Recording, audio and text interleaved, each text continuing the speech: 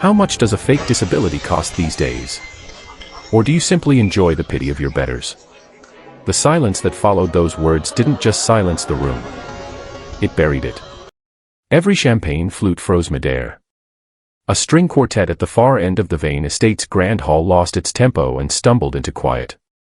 200 of the city's most powerful people, senators, surgeons, arms dealers wearing cufflinks that cost more than most people's annual salaries, turned their heads away from the glittering chandeliers and toward the piano. But they were all staring at the wrong woman. Because they didn't know who the woman in the gold dress really was. She was Octavia Vane. 26 years old. Draped in white mink over a gown that cost $40,000. And she was pointing one black-gloved finger at the blind pianist sitting at the center of the room like a verdict being handed down from a throne. But what Octavia didn't understand, what no one in that gilded room understood, was exactly who she had just humiliated. The pianist's name was Lyra Belrose. 24 years old. Dark glasses. Still hands. A woman who hadn't flinched when that crystal glass of Burgundy shattered across the ivory keys. A woman who had survived 15 years in the dark and learned something that people like Octavia Vane would never understand. The most dangerous person in any room is the one nobody is watching. And what Lyra did next, when she slowly rose from the piano bench, reached up, and removed her glasses, didn't just silence the room. It brought the most feared man in all of Seoul to his knees. But here is what will keep you awake tonight. The moment that changed everything wasn't the wine. It wasn't the glasses. It wasn't even the gasp that rippled through 200 witnesses like a tremor before an earthquake. It was the man standing alone at the back of the hall. A man in a black suit so perfectly tailored it looked like the darkness had been fitted to his body. A man with sharp, watchful eyes that hadn't blinked since Lyra sat down at that piano. A man who, until 30 seconds ago, had been the most powerful, most feared, and most untouchable person in this city. Valerius Vane hadn't spoken a single word all evening. And then he saw her. And a man who had never bent the knee to anyone, not to rivals, not to governments, not to the barrel of a gun, dropped. Right there. In front of everyone. On the marble floor of his own estate. When a man like Valerius Vane breaks in public, only one thing is certain. The story behind it will destroy you. If this already has your pulse racing, smash that like button right now. It genuinely helps Mafia Moonlight tales reach more people who need to hear this story. Share this with someone who has ever been underestimated, overlooked, or told they don't belong in the room. And if you haven't already, hit subscribe and turn on the notification bell so you never miss a story like this one. Now, to understand why that man fell so loudly, you have to understand just how invisible Lyra Belrose had been fighting to stay. Let's go back to the beginning. Lyra Belrose had learned, very early in life, that the world was not made of light. It was made of sound. The hiss of a radiator 2 floors above her meant the landlord had finally paid the gas bill. The particular way her neighbor's door scraped against the frame told her it was past midnight. The soft, uneven rhythm of footsteps on the staircase, one step heavier than the other, meant her younger sister Kala was coming home tired again, probably still wearing her hospital volunteer badge, probably still smelling of antiseptic and ambition and the quiet, devastating hope of a girl who believed the world owed her something better. Lyra knew it didn't. But she played anyway. Every morning, before the city woke up and filled itself with noise it didn't need, Lyra sat at the second-hand upright piano wedged against the wall of their 2-room apartment in the outer district of the city and she played. Not because it brought her peace. Not because it was beautiful. She played because it was the only language she had ever spoken fluently, and because each note was worth exactly what the agency said it was worth, $40 an hour for private recitals, $80 for corporate events, and $250 for the kind of elite galas where the guests wore more on their wrists than Lyra earned in a month. She had been blind since she was 9 years old. A medical condition with a long Latin name she had long stopped trying to pronounce. The doctors had been kind about it, which she later understood meant there was nothing they could do. Her mother had cried for 3 weeks and then quietly begun treating Lyra like a problem that needed managing rather than a daughter that needed raising. Her father had simply left. And Kala, who was only 4 years old at the time and couldn't possibly have understood what was happening, had climbed into Lyra's bed that first dark night, pressed her small warm hand into Lyra's, and said nothing at all. That silence had kept Lyra alive for 15 years. Now Kala was 19 and brilliant and accepted into one of the most competitive pre-medical programs in the country, a university with a name that opened doors and a tuition bill that had nearly stopped Lyra's heart when she first had it read to her. 92,000 for the year. Scholarships had covered 40. Kala's part-time job covered roughly nothing. Which left Lyra, sitting at a piano in the dark, calculating the distance between what she earned and what her sister needed, and finding that the gap had a specific, merciless shape. $31,000. She had 3 months. She had accepted every booking the agency offered her. She had eaten less without mentioning it. She had quietly sold the last thing of value her mother had left behind, a modest pearl bracelet, and added it to the envelope she kept beneath the loose floorboard under the piano bench. She had done all of this without telling Kala, because telling Kala would mean watching her sister try to give something up, and Lyra had decided long ago that Kala would not give up a single thing. Not for her. Not for anyone. It was the agency coordinator who had called about the Vane Estate gala. Her voice had carried the careful, slightly apologetic tone people used when they were about to say something that required a person to swallow their dignity along with their answer. "It's a Vane event," she'd said. "You understand what that means. The family has certain expectations." Lyra had understood perfectly. She had also understood that the booking paid $6,000 for a single evening. So she pressed the iron over her best black trousers, packed her folding cane into her bag, and told herself what she always told herself before walking into a room full of people who would look at her and see only the dark glasses. They are not watching you. They never are. She had no way of knowing, then, how catastrophically wrong she was about to be. The Vane Estate did not announce itself the way most wealth did. There were no golden gates with initials forged into the iron. No fountain lit from beneath in theatrical blue. No uniformed attendant rushing forward with the rehearsed smile of someone paid to make guests feel important. There was only a long private road lined with trees so old and so tall they formed a corridor of shadow, and at the end of it, a building that sat against the night sky like something that had always been there, like it had not been built so much as revealed. Lyra felt it before the car stopped. A drop in temperature that had nothing to do with the weather. A stillness in the air that pressed against her skin like a held breath. She had learned to read the atmosphere of a place the way other people read a room, through pressure, through sound, through the specific quality of silence that told her whether a space was empty or simply waiting. This one was waiting. The gala was already moving when she was escorted inside. She could hear it, the layered acoustics of 200 people performing wealth at one another, crystal touching crystal, heels on marble, the low tide of conversation in multiple languages washing against walls that were almost certainly gilded. A string ensemble somewhere to her left. The smell of hothouse flowers and expensive perfume, and beneath it, faint as a bruise, something colder. Something that didn't belong to celebration. She was guided to the piano. She sat. She found the keys the way she always did, not by reaching, but by settling, the way a bird lands rather than searches for its branch. She began to play. She was 4 minutes into Debussy when she felt him. Not heard.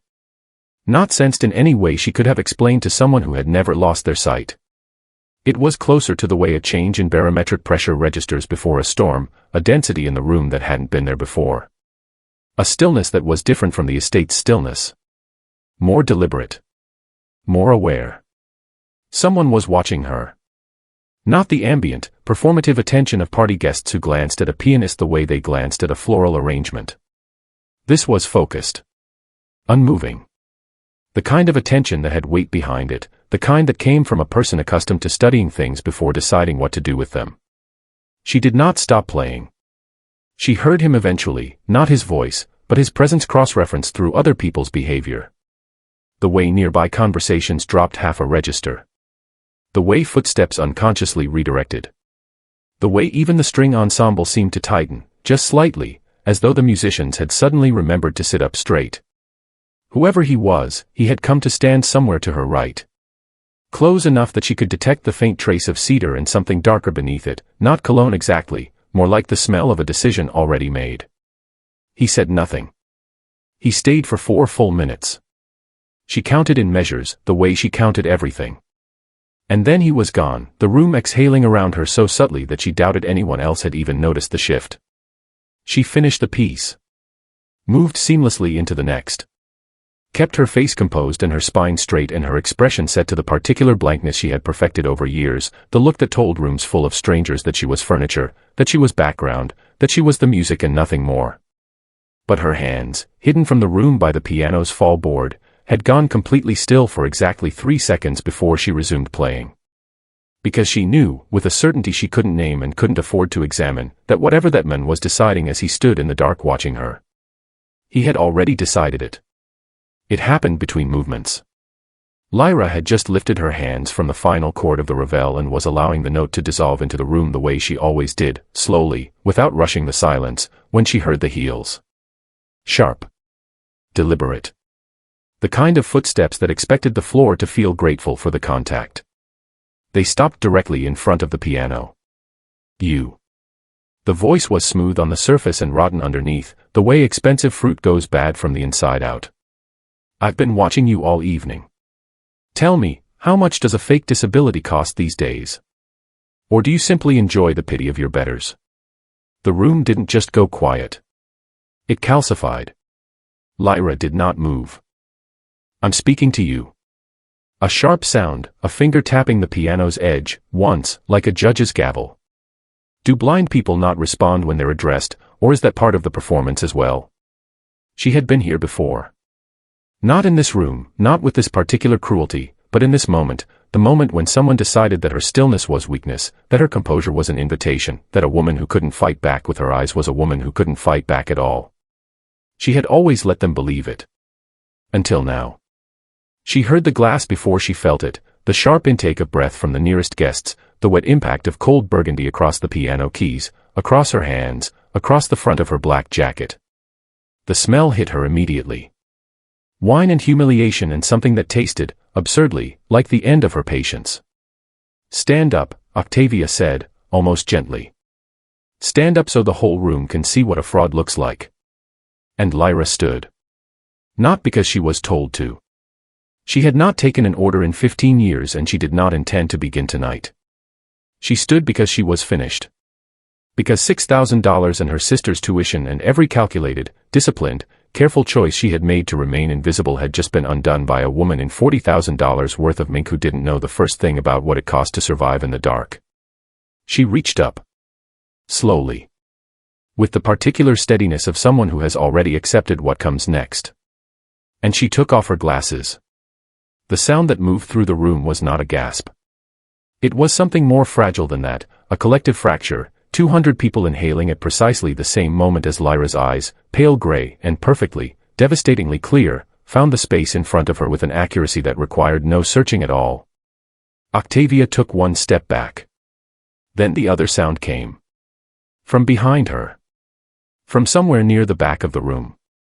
A low, involuntary sound, not words, not a command, not the voice of a man who controlled the criminal architecture of an entire city. Just a sound. Raw and ancient and stripped of every layer that power builds around itself over years. And then, the floor. She heard it the way she heard everything, in sequence, in detail, with the precision of someone for whom sound was never background noise. The shift of expensive fabric. 2 knees making contact with marble. The absolute, total, bewildered silence of 200 witnesses who had never, in all the years they had orbited the Vane name, seen anything like this. Valerius Vane was on the floor. His face was in his hands. Nobody spoke. Nobody moved. Not his bodyguards. Not the staff.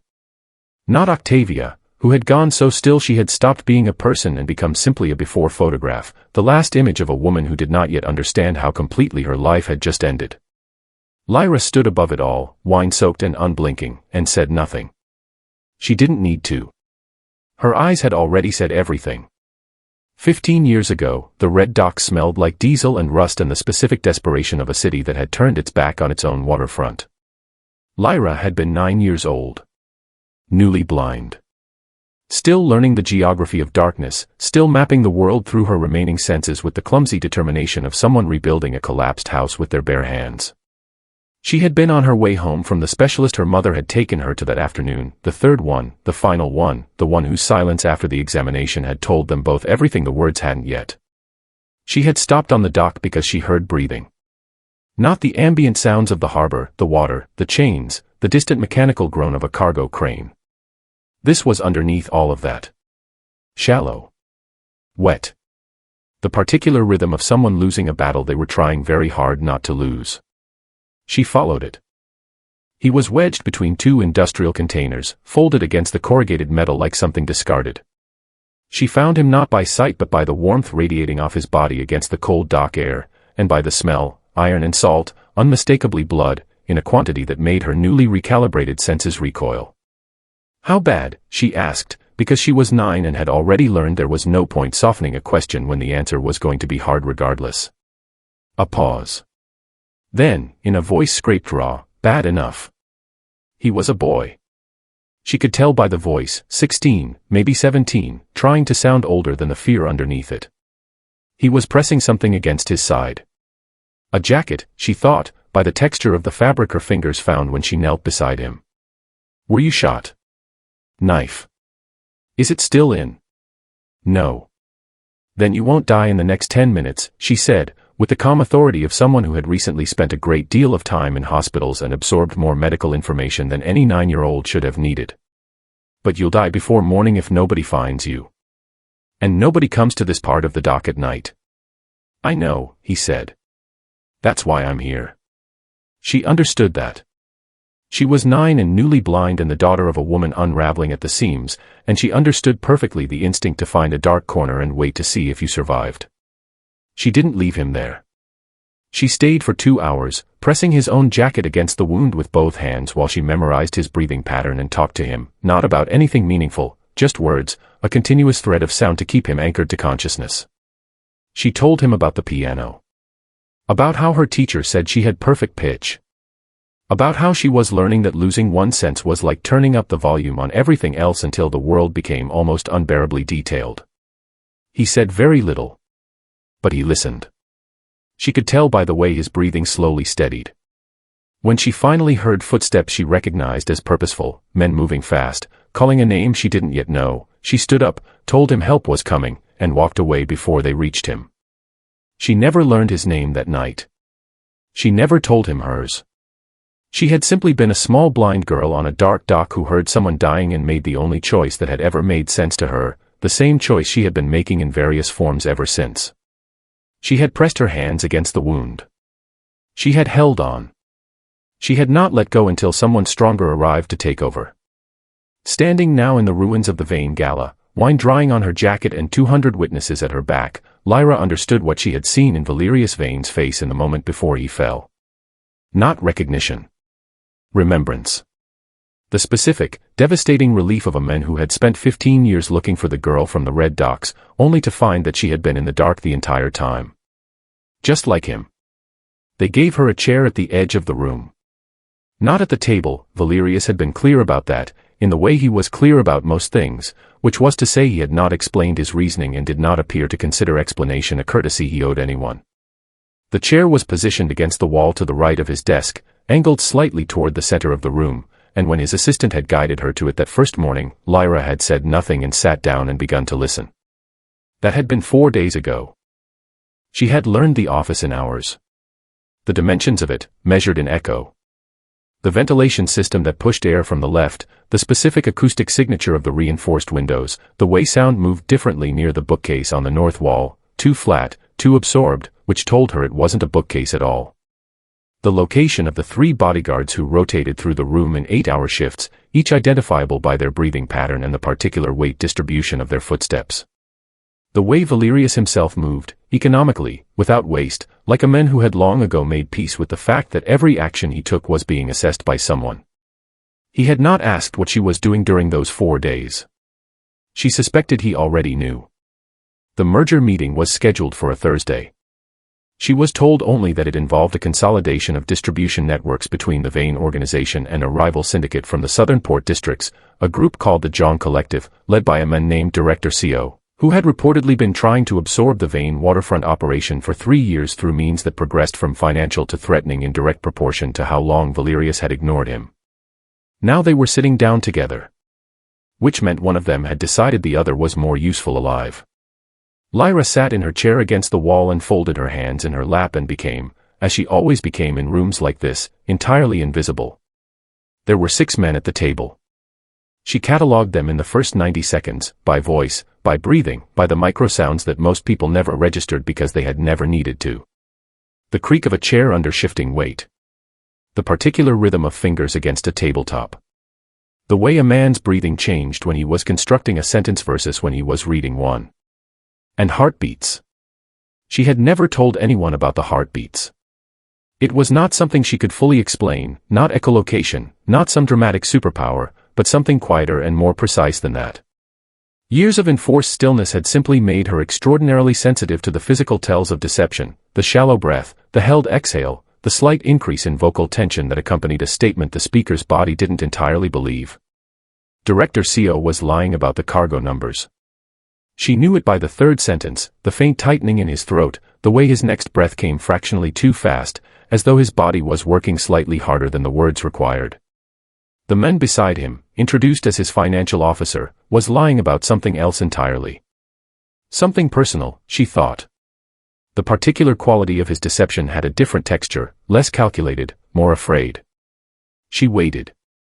When the room paused for what she understood was a document review, she leaned forward slightly in her chair and said, very quietly, to no one in particular, the cargo number in Clause 7 is incorrect. And the man on Director CO's left has a separate agreement he hasn't disclosed. The silence that followed was the specific, airless silence of a room in which power has just redistributed itself. She heard Valerius turn toward her. She heard, unmistakably, the ghost of something in his breathing that she had not heard from him before. Not surprise. He had not survived this long by being surprised. It was something closer to certainty, the quiet, settled sound of a man whose instinct had just been confirmed by evidence. He had been right about her. And now everyone in the room knew it. It was past midnight when she heard him stop outside her door. She had been given a room on the 3rd floor of the Vane mansion, not a guest room exactly, more like a space that had been quietly repurposed, the furniture rearranged with a precision that suggested someone had thought carefully about where a blind woman would need things to be. She had not thanked anyone for this. She had simply memorized the new layout in 20 minutes and said nothing, which she suspected was the correct language for this household. She was sitting at the window when he knocked. Not because she could see anything through it, but because windows carried sound differently than walls. The city's nighttime frequency filtered through glass at a pitch that she found, inexplicably, easier to think inside of. "Come in," she said, before his knuckle made contact a second time. He opened the door and stayed in the frame. She could tell by the acoustics, his voice, when he finally used it, carried the slight resonance of a man standing in a threshold rather than a room. "You couldn't sleep," he said. It wasn't a question. "I don't sleep well in unfamiliar places." She paused. "The ventilation on this floor is different from the East Wing. It's distracting." A silence. Then, something she had not yet heard from him in all the days she had spent in his orbit, something low and unguarded that wasn't quite a laugh but occupied the same space one would. He came into the room. He sat down in the chair near the window. She tracked him by the soft displacement of air, the faint cedar scent that she had catalogued since the gala, and for a while neither of them said anything. The city moved below them. Somewhere in the distance, a single car crossed a bridge. Rain was coming. She could feel it in the pressure change, in the way the sounds outside had begun to flatten at their edges. "You knew I was watching you that night," he said. "At the piano. Before Octavia." "Yes." "You didn't react." "Reacting to things I'm not supposed to know would have cost me the booking." She turned her face slightly toward him. "You move like someone who expects to go unnoticed. You don't quite manage it." Another silence. Different from his professional silences, less controlled, more inhabited. "The girl at the docks didn't react either," he said, quietly. "She just knelt down and pressed her hands against a wound that wasn't hers and talked about piano scales for 2 hours. He stopped. "I looked for her. 4 years. I know you did."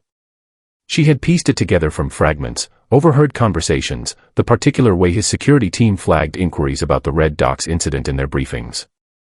"You were looking for someone to repay." "Yes. That's not why I helped you." "I know that too." His voice had shifted, lower, stripped of the administrative layer that covered it during business hours. That's why I kept looking. The rain arrived then, softly, tapping against the window glass between them like a third presence in the room, patient, indifferent to the weight of what was accumulating in the space neither of them had yet crossed. She felt him lean forward. Not toward her, or not only toward her.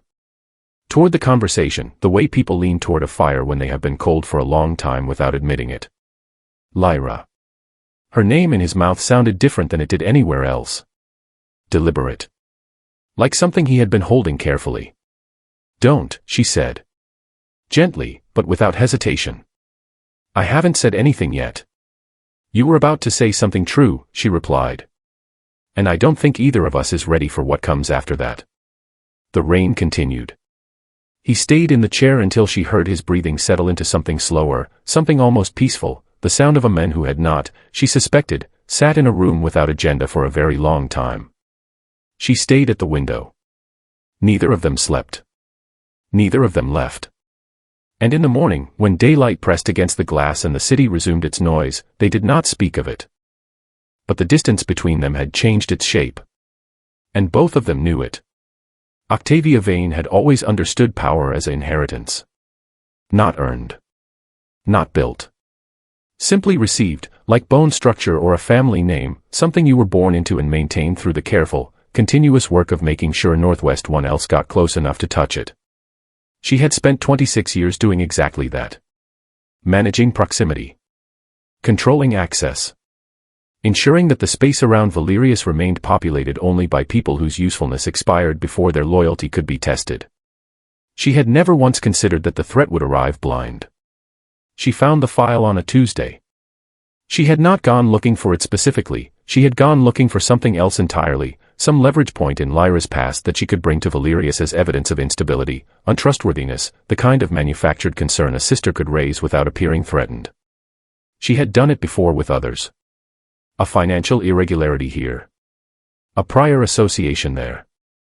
Valerius was not sentimental about most things, but he was meticulous about security, and Octavia had learned long ago that the fastest way to remove someone from his inner circle was to make them a liability rather than an asset.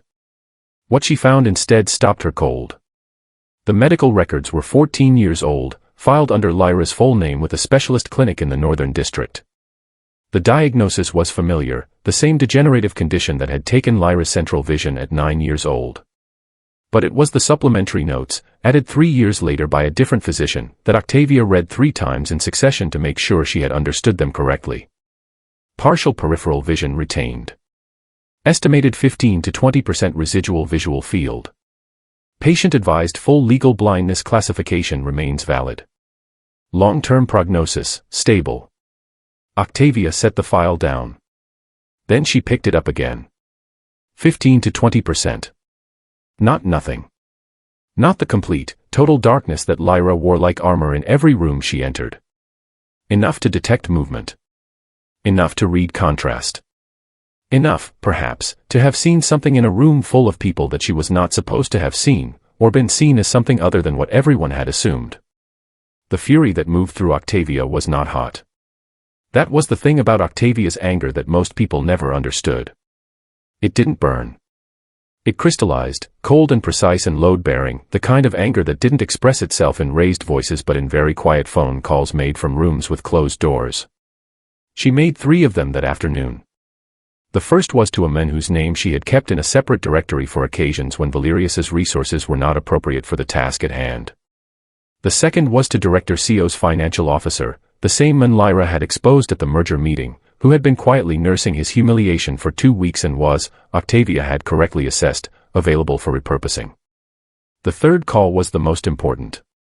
It was short. It contained a specific address, a specific time frame, and a specific instruction that she delivered in the same measured tone she used to discuss floral arrangements. She did not think of it as violence. She thought of it as correction. The plan was clean in the way that plans made by intelligent, frightened people often are, functional on the surface, hollow underneath, built on the assumption that the person being planned against would behave as a victim. That she would be where she was supposed to be. That she would be as limited as everyone had always decided she was. Octavia closed the file and replaced it precisely where she had found it. She had spent her entire life making sure the right people stayed invisible. It had not once occurred to her that a woman who had survived 15 years in the dark might have spent every single one of them preparing for exactly this. The evidence was elegant. She had to admit that. Whoever had constructed it had understood something fundamental about the architecture of trust, that it doesn't collapse from the outside, it collapses from within, and the most effective way to destroy it is not to fabricate something implausible but to take something true and bend it just enough that the truth becomes the weapon. The leaked routes had been real. 3 of Valerius's northern shipment corridors passed to a competing syndicate 12 days ago, resulting in 2 intercepted transports and a loss that his financial team had quantified in a number Lyra overheard someone say only once, in a very controlled voice. The breach was real. The damage was real. Only the source was wrong. She knew it was coming before it arrived. Not from any particular sound or atmospheric shift, but from an absence, the specific silence of a household that has received information and is deciding what to do with it. The bodyguard rotation had changed that morning. Subtly, but changed. The assistant who brought her breakfast had set the tray down without speaking, which she had never done before. The ventilation, the footsteps, the ambient frequency of the mansion, everything was running a half-degree colder than usual. She was already packed when Valerius came to her door. He did not knock this time. She heard him in the doorway, that familiar threshold resonance, the cedar and shadow of him, and she heard something else alongside it that she had not heard before. A new quality in his silence. Not the controlled, deliberate quiet of a man managing a room. Something tighter. Something that was costing him more than he would ever acknowledge. "There are records," he said. His voice was exactly level. That was how she knew it was bad. Communications traced through the agency frequency you used when you first arrived. Access logs matching the time frame of the breach. The financial officer from the Zhong meeting has provided a signed statement. The financial officer I exposed, she said. Yes. She stood up. Lifted her bag. And you believe it? The silence that followed was 4 seconds long. She counted. I believe, he said carefully, that I cannot afford not to. There it was. Not cruelty, she could have worked with cruelty. This was something colder. The sound of a man choosing the organization over the person, which was, she understood, the only choice a man like Valerius Vane had ever actually known how to make. She crossed the room toward him. Stopped close enough that she could feel the slight change in air pressure between them. I saved your life when I was 9 years old, she said quietly. I did not ask you for anything in return. I did not come to you, you brought me here. And I have given you nothing but the truth since the moment I arrived. She picked up her cane. Remember that. When you find out what's actually happening, remember that I told you no lies in this house. Not one. He said nothing. She walked past him. The rain outside had been building since morning. She had tracked its approach by pressure and sound the way she tracked everything, and it met her at the front entrance with the kind of indifferent thoroughness that suggested the weather, at least, had no opinion about her guilt or innocence. She stood on the steps of the Vane Estate for exactly 1 moment. Behind her, the mansion hummed with its own electricity, its own ecosystem of power and paranoia and the particular loneliness of people who had surrounded themselves with everything except someone they could trust. Then she walked into the rain. No car had been arranged. She had not expected one. She had expected this, in some deep and weathered part of herself, since the night she first felt him watching her from the dark. The most dangerous thing about finally being seen, she had always known, was that it worked in every direction. They came for her 2 days later. She had expected them sooner, which told her that Octavia was careful, the kind of careful that waits for the right conditions rather than acting on impulse. They found her in the small rented room she had taken in the outer district, 3 streets from her old apartment, and the fact that they found her at all confirmed the last thing she had needed confirmed. This had never been about the shipment routes. There were 2 of them. She catalogued both in the first seconds, heavy, professionally quiet, the kind of men whose footsteps had been trained out of carelessness but not out of the specific acoustic signature of their weight distribution.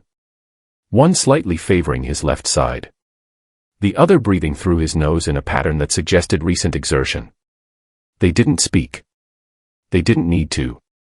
She let them take her to the vaults. This was not passivity.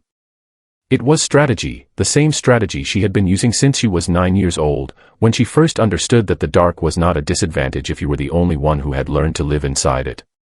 She needed to know where Octavia was. She needed a space. And she needed whoever had planted that evidence to be present when it unraveled.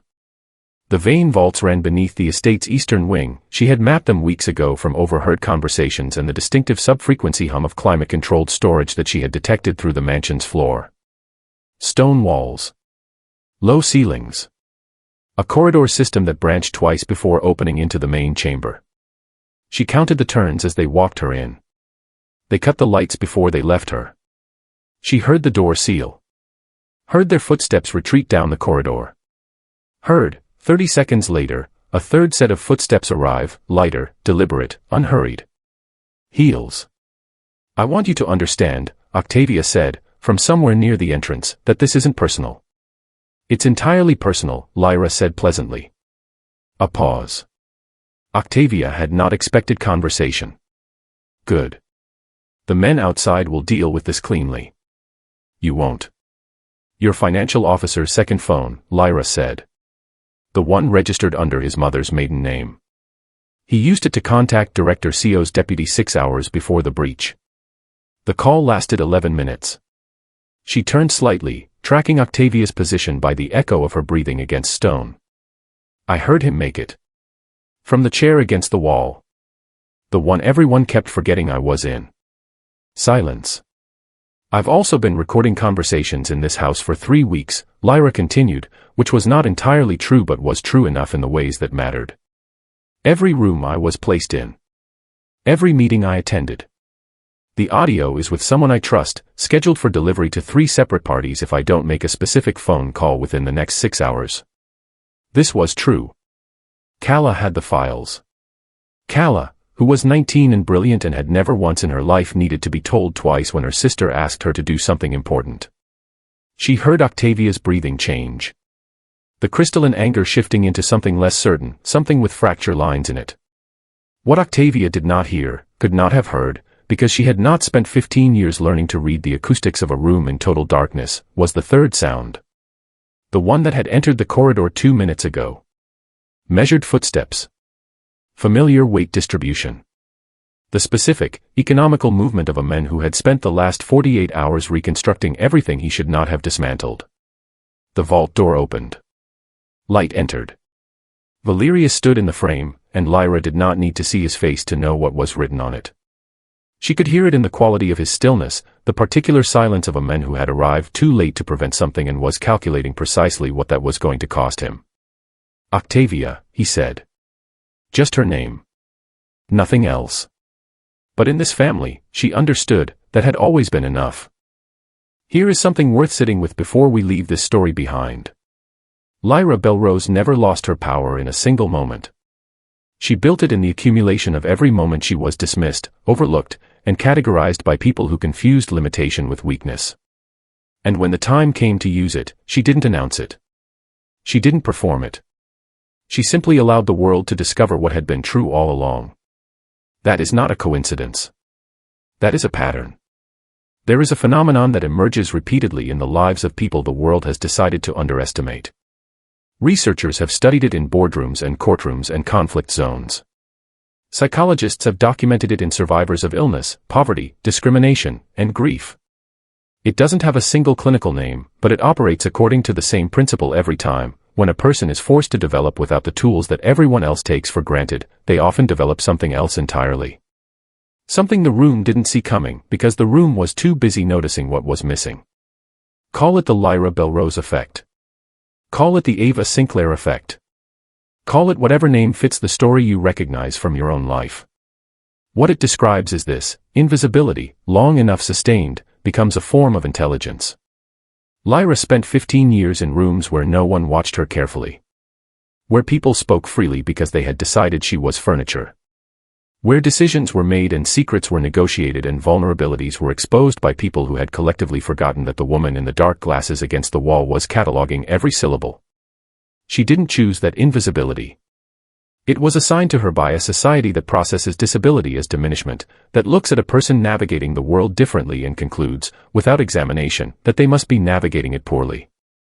This is the first and most costly error. The second error is related. It is the assumption that silence is absence. That a person who is not speaking is not thinking.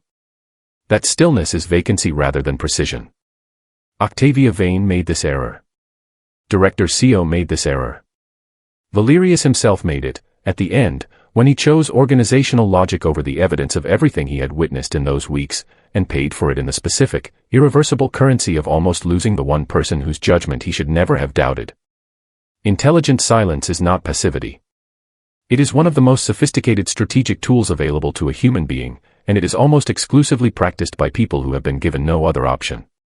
When you cannot rely on presence to command a room, you learn to read the room so completely that presence becomes unnecessary.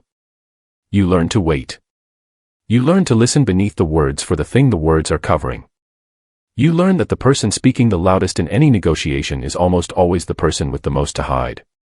The people who hold the most power in a room are rarely the ones you are watching. They are the ones who have decided that being watched is a vulnerability they cannot afford. This is what Lyra understood that Octavia never did. Octavia's entire architecture of power was built on visibility, on being seen, recognized, deferred to, feared. The moment that architecture required someone else to become invisible to sustain it, it had already failed. Because you cannot build anything permanent on the erasure of another person. The erased have a way of remaining. Of accumulating. Of walking back into the room at precisely the wrong moment for everyone who needed them gone. And this is the final thing this story asks you to carry with you. The next time you are in a room and you find yourself looking past someone, past the quiet one, the different one, the one navigating the world in a way you don't immediately recognize as strength, stop. Look again. Not with your eyes.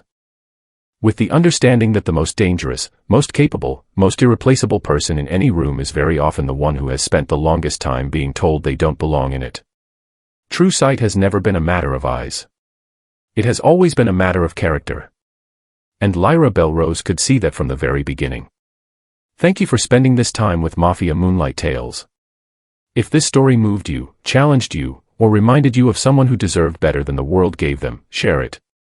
Leave a comment with the moment that hit hardest. And if you're new here, subscribe and turn on the bell, because every story we tell is for the ones who were never supposed to be seen. Until next time, stay in the dark long enough, and you'll learn to see everything.